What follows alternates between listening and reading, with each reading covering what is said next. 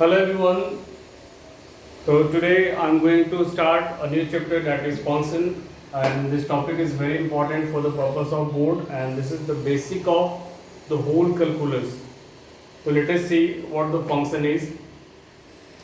तो अभी तक हम लोगों ने जो पढ़ा, सबसे पहले हम लोग सेट पढ़े, ठीक है, सेट पढ़े, सेट के बाद हम लोग कार्टेशियन प्रोडक्ट पढ़े, कार्टेशियन प्रोडक्ट ऑफ सेट्स, ठीक है। कार्टेशियन प्रोडक्ट के बाद क्या हमने पढ़ा, रिलेशन, और रिलेशन के बाद हम लोग पढ़ेंगे फंक्शन, ठीक है।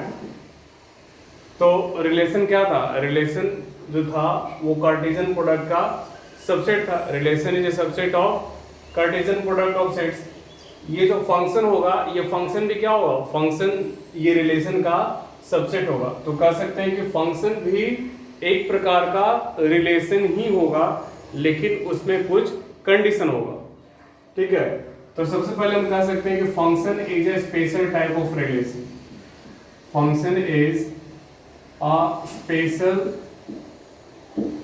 टाइप्स ऑफ रिलेशन, ठीक है। ये फंक्शन जो है रिलेशन का ही स्पेशल टाइप है। इसको डिफाइन कैसे करेंगे, तो डिफिनेशन इसको हम लोग इस तरह से डिफाइन कर सकते हैं कि let A and B are non empty sets, ठीक है। A and B are non empty sets, then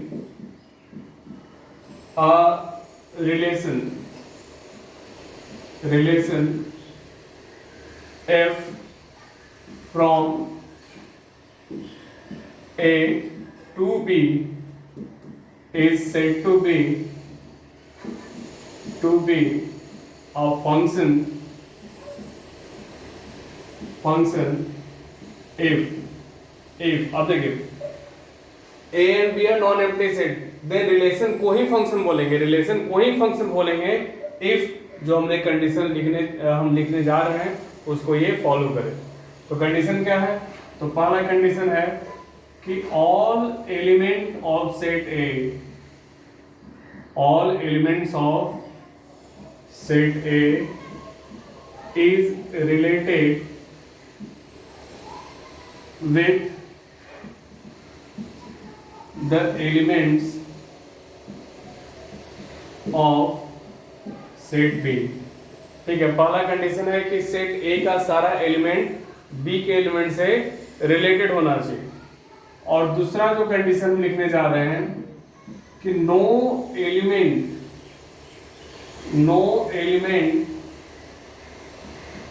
in set A is related with more than one element in set B। तो पहला तो कंडीशन है कि A का, अगर दो सेट A और B है तो A का सारा एलिमेंट का रिलेशन B के एलिमेंट से होना चाहिए। और दूसरा जो कंडीशन है कि ए में कोई ऐसा element, no element in set A, यहां पर लिख दे रहे हैं, A is related, no element in set A is related with more than one element in set B, ठीक है। सेट बी मतलब सेट ए में ऐसा कोई भी एलिमेंट ना हो जो कि बी सेट के एक से ज्यादा एलिमेंट के साथ रिलेटेड हो, ठीक है। इसको हम लोग एग्जांपल से समझते हैं। डिफिनेशन को आप लोग नोट कर लीजिए वीडियो को पॉज करके।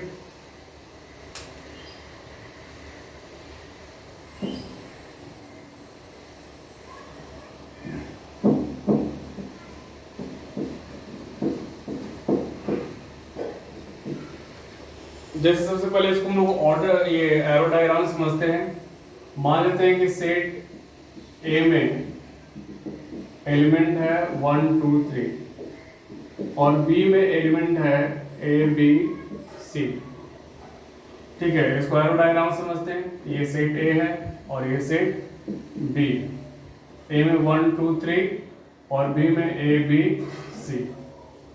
तो सबसे पहला कंडीशन होना चाहिए कि ए का प्रत्येक एलिमेंट का रिलेशन बी के एलिमेंट के साथ हो, और दूसरा कंडीशन कि ए में कोई भी एक ऐसा एलिमेंट ना हो जिसका बी के एलिमेंट के साथ एक से ज्यादा रिलेशन हो।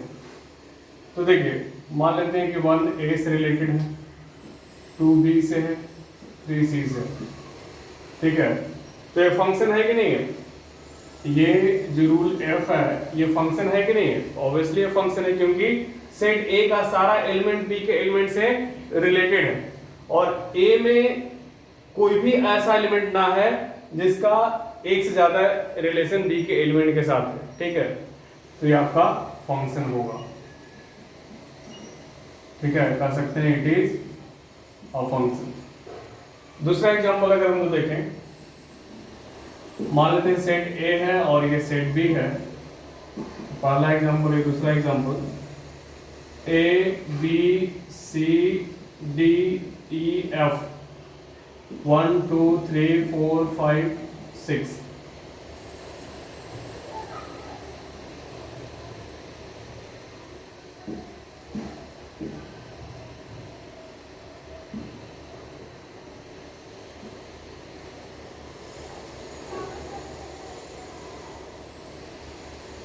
अब बताएं कि ये फंक्शन है या नहीं। सोच के बताइएगा कि ये फंक्शन है कि नहीं है। तो यहां पे देखिए कि ए का रिलेशन 1 के साथ है, बी का रिलेशन 2 के साथ है, सी का रिलेशन 3 के साथ भी है और 4 के साथ भी। तो यहीं पे डिफिनेशन को ये फॉलो नहीं कर रहा, तो ये फंक्शन नहीं होगा, क्योंकि हमने दूसरा कंडीशन हमने लिखा कि सेट ए में कोई भी ऐसा एलिमेंट ना हो, सेट ए में कोई भी ऐसा एलिमेंट ना हो जिसका बी के एलिमेंट के साथ एक से ज्यादा रिलेशन। लेकिन यहां पे सेट ए में एक एलिमेंट सी है जिसका बी के एलिमेंट के साथ रिलेशन 3 के साथ भी है और 4 के साथ भी। तो ये फंक्शन नहीं है, नॉट अ फंक्शन। ठीक है, ये फंक्शन नहीं है। दूसरा एग्जांपल देखते हैं हम लोग, तीसरा।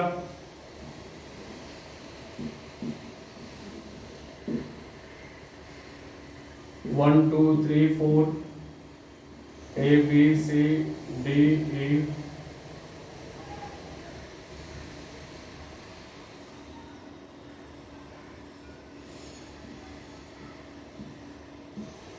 अब बताइए कि फंक्शन है कि नहीं है। ठीक है, सोच लीजिए, उसके बाद आप डिसाइड कीजिए कि whether this is a function और नॉट। सोच लिया, चलिए देखते हैं इसको। देखिए, हमने कंडीशन किस पे रखा? हमने कंडीशन रखा है सेट ए पे। ठीक है, कि सेट ए का सबसे पहला कंडीशन जो होना चाहिए कि सेट ए का सारा एलिमेंट बी के एलिमेंट से रिलेटेड होना चाहिए। ठीक है, तो सेट ए का सारा एलिमेंट बी के एलिमेंट से रिलेटेड है। अब दूसरा कंडीशन कि सेट ए में कोई भी एक ऐसा एलिमेंट ना हो जिसका बी के एलिमेंट के साथ एक से ज्यादा रिलेशन। हमने सेट ए में बोला कि सेट ए में कोई भी एक ऐसा एलिमेंट ना हो जिसका बी के एलिमेंट के साथ एक से ज्यादा रिलेशन। अब देखिए, 1 का रिलेशन सिर्फ ए से है, 2 का रिलेशन सिर्फ बी से है, एक बी से ही है, 3 का रिलेशन भी बी से है, 4 का रिलेशन डी से है। ठीक है, तो इसमें देखिए हर एक एलिमेंट का रिलेशन एक एलिमेंट से, तो आपका फंक्शन होगा, it is a function, it is a function. Examples को नोट कर लें, फिर हम लोग आगे बढ़ते हैं।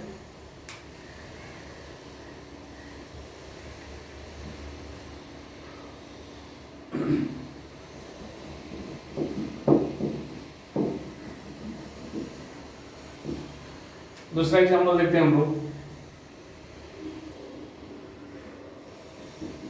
ए B X Y Z P Q 1 2 3 4 5 x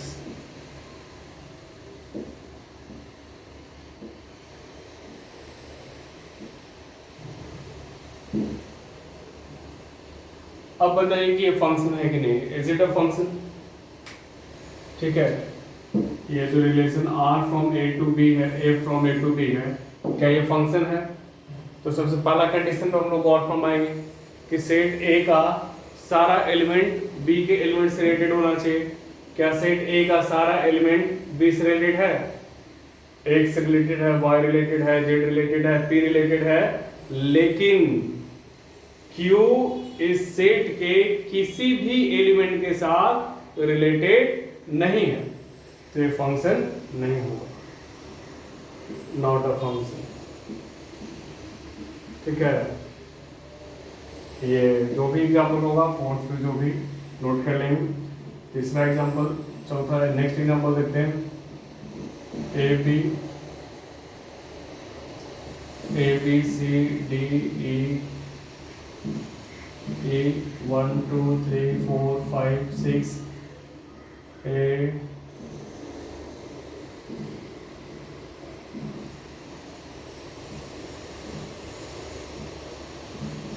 बताइए कि ये फंक्शन है कि नहीं है, सोच के बताइएगा। सोच लिया? चलिए देखते हैं, फिर से हम लोग वही काम करेंगे। पहला रूल पे गौर फरमाएंगे हम लोग कि ए का सारा एलिमेंट पहले देखेंगे सब रिलेटेड है कि नहीं है, सब से एरो ड्रॉ किया हुआ है कि नहीं है, तो पहला कंडीशन को फुलफिल कर रहा है। दूसरा कंडीशन देखेंगे कि क्या ए के सारे एलिमेंट का बी के साथ यूनिक रिलेशन है कि नहीं है। देखिए, ए का 1 से सिर्फ है, बी का सिर्फ 2 से है, सी का सिर्फ 4 से है, डी का सिर्फ 3 से है और ई का 4 से है, तो ये फंक्शन है। हमने कंडीशन किस पे रखा है? हमने कंडीशन ए पे रखा है, हम बी के बारे में नहीं सोचेंगे। ठीक है, बी में हो सकता है कि कोई एलिमेंट हो, बी में हो सकता है कि कोई एलिमेंट हो जो कि ए के किसी एलिमेंट से रिलेटेड ना हो, हमें बी के बारे में नहीं सोचना है। We have put the condition for A, not for B. तो B में एलिमेंट्स कुछ ऐसे भी हो सकते हैं जो कि A से रिलेटेड ना हो, B में कुछ एलिमेंट ऐसे भी हो सकते हैं जो कि A के एक से ज्यादा एलिमेंट के साथ रिलेशन भी हो सकता है। ठीक है, तो we have to think only for A. Set A का एलिमेंट B के एलिमेंट के साथ यूनिक रिलेशन होना चाहिए। यूनिक मतलब A का प्रत्येक एलिमेंट B के साथ यूनिकली रिलेटेड होना चाहिए। ठीक है, कोई दिक्कत इसमें नहीं होना चाहिए। चलिए आगे हम लोग पढ़ते हैं।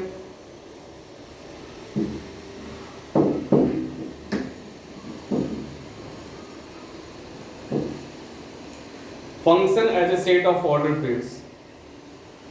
Function as a set of order pairs. तो फंक्शन जो है ऑर्डर पेयर के सेट में एक्सप्रेस कैसे करेंगे, कैसे डिफाइन करेंगे ऑर्डर पेयर्स के टर्म में, उसको हम लोग देखते हैं। सबसे पहले डिफिनेशन देखें कि मान लेते हैं let A and B, let A and B, तो function as a set of order pairs कैसे हम लोग इसको ऑर्डर पेयर के टर्म में एक्सप्रेस करेंगे। तो मान लेते हैं कि let A and B are non empty sets, two non empty sets है, then a relation f from a to b is said to be function if दो कंडीशन होना चाहिए। For each a belongs to a, a belongs to a मतलब a का प्रत्येक element, there exist b belongs to b such that a b belongs to f। तो हमने जो पहला कंडीशन उसमें लिखा था कि a का प्रत्येक एलिमेंट का b के एलिमेंट के साथ रिलेशन होना चाहिए, उसी को हम लोग ऑर्डर पेयर्स के टर्म में हम लोग इस तरह से लिख सकते हैं, such that a b belongs to f। तो पहला कंडीशन हो गया कि a का सारा एलिमेंट b के एलिमेंट के साथ रिलेशन होना चाहिए। दूसरा कंडीशन जो है कि अगर a b belongs to f है और a c belongs to f है, ठीक है, a b belongs to f and a c belongs to f, तो b is equal to क्या होना चाहिए? c होना चाहिए। b is equal to c मतलब a b a c और a b a c। तो दूसरा जो कंडीशन है हमने जो पहले लिखवाया था कि a का प्रत्येक एलिमेंट का b के एलिमेंट के साथ यूनिक रिलेशन होना चाहिए, मतलब a में कोई भी एक ऐसा एलिमेंट ना होना चाहिए जिसका b के एलिमेंट का एक से ज्यादा एलिमेंट के साथ रिलेशन हो।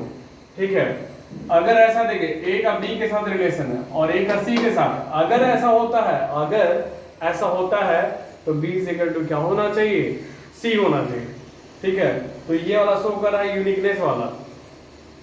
अब जैसे हमने एक एग्जांपल लिया है कि ए और बी दो सेट्स है और ये जो फंक्शन है it is defined from A to B, हमने लिखा है एफ इज इक्वल टू इतना। अब बताएं कि is it a function from A to B, अगर बोलें is F a function from A to B, तो देख लीजिए कि सबसे पहले ए का सारा एलिमेंट 1 2 3 तीनों बी के एलिमेंट के साथ रिलेटेड होना चाहिए, 1 10 2 भी है 3 भी है। चलिए पहला कंडीशन को फुलफिल किया। दूसरा कंडीशन कि अगर A B belongs to F है, A C belongs to F है, तो बी इज इक्वल टू क्या होना चाहिए, सी होना चाहिए। 1 8 1 8 1 10 ए बी ए सी, क्या 8 इज इक्वल टू 10, यहां पे कर सकते हैं कि 1 8 बिलोंग्स टू एफ, ठीक है, and 1 10 also belongs to F, but 8 not equal to 10। तो क्या ये फंक्शन होगा, क्या ये फंक्शन होगा? तो हम कह सकते हैं कि no it is not a function, ये फंक्शन नहीं होगा। ठीक है, कोई दिक्कत इसमें नहीं होना चाहिए। इसको इरेज करते हैं हम।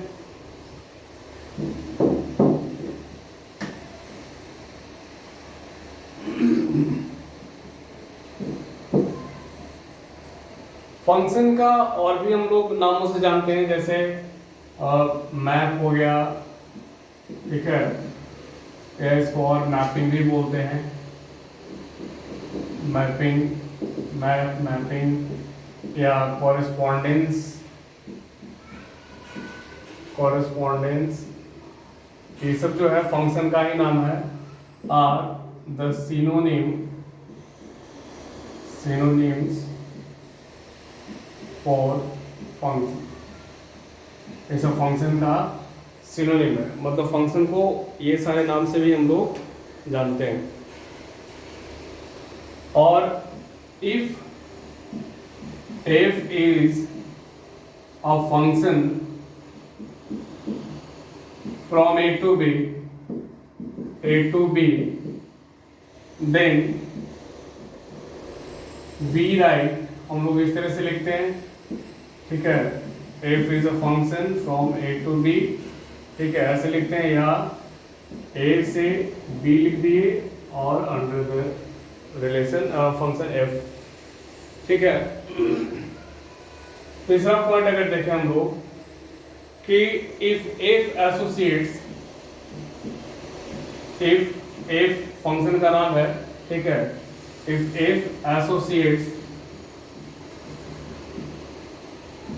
x belongs to a to y belongs to b, तो हम लोग y को बोलते हैं, then y is called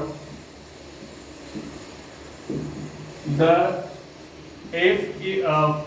y is called the image, y को क्या बोलते हैं, इमेज, किसका, इमेज हम लोग x का बोलते हैं, अंडर द फंक्शन f, और इसको हम बोलते हैं y को हम लोग बोलते हैं और f image of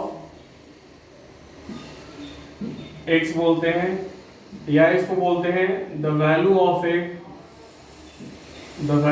f at x बोलते हैं, और इसको डिनोट करते हैं, डिनोटेड बाय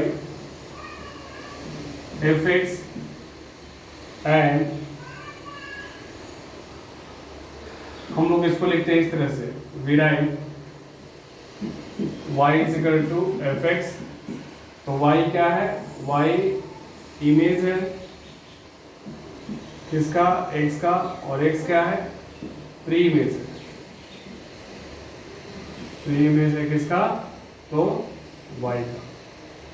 तो these are the points that you have to note it down कि अगर f कोई फंक्शन है फ्रॉम a टू b तो उसको हम लोग इस तरह से डिनोट करते हैं। और अगर इसका सिंपली कहने का मतलब हुआ कि अगर x, y belongs to f है तो हम लोग y को क्या बोलेंगे, y जो है x का इमेज है, y जो है x का इमेज है और x जो है y का प्री इमेज है। और इसको हम लोग इस प्रकार से लिखते हैं, ठीक है। y को हम लोग बोलेंगे इमेज ऑफ x और x को क्या बोलेंगे, प्री इमेज ऑफ y, ठीक है। कोई दिक्कत नहीं होना चाहिए। आपको बताना है कि ये सेट A है और ये सेट B है और जो फंक्शन डिफाइन है फ्रॉम A टू B है, डिफाइंड बाय ये दिया हुआ है। तो बताएं कि ये फंक्शन है कि नहीं है, ठीक है। तो f5 is equal to 5, f1 is equal to 3, f2 is equal to 4, f7 is equal to 7।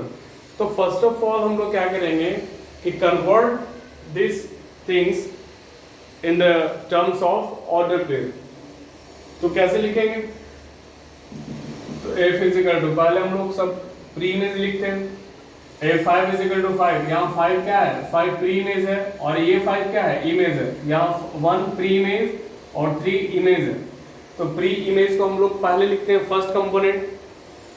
तो पहला हो जाएगा 5 5, दूसरा होगा 1 3, तीसरा होगा 2 4, फिर होगा 7 7। अब आपको डिसाइड करना है कि ये फंक्शन है या नहीं है। तो सबसे पहले देखें कि 1 2 5 7, 1 2 5 7, यस, सेट A का सारा एलिमेंट B के एलिमेंट के साथ रिलेटेड है। अब दूसरा कंडीशन देखेंगे कि क्या A में कोई ऐसा भी तो एलिमेंट नहीं है जो कि B के एक से ज्यादा एलिमेंट के साथ रिलेटेड हो। तो ये 5 का एक एलिमेंट के साथ रिलेशन और किसी के साथ नहीं, 1 का भी एक ही के साथ है, 2 का भी एक ही के साथ है, 7 का भी एक ही के साथ है। तो ये फंक्शन होगा। देखिए 5 उसमें है, 5 उसमें है, 3 भी उसमें है, 4 भी उसमें है, 7 भी है। तो yes f is a function from A to B, ठीक है। ये फंक्शन होगा फ्रॉम A टू B, कोई दिक्कत नहीं होना चाहिए।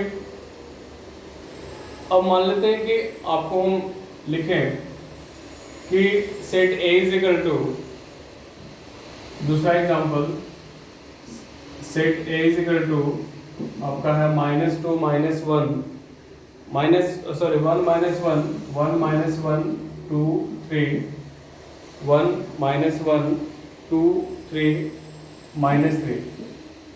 और B जो है आपका दिया हुआ है कि B 1 4 9 10 11, 1 4 9 10 11।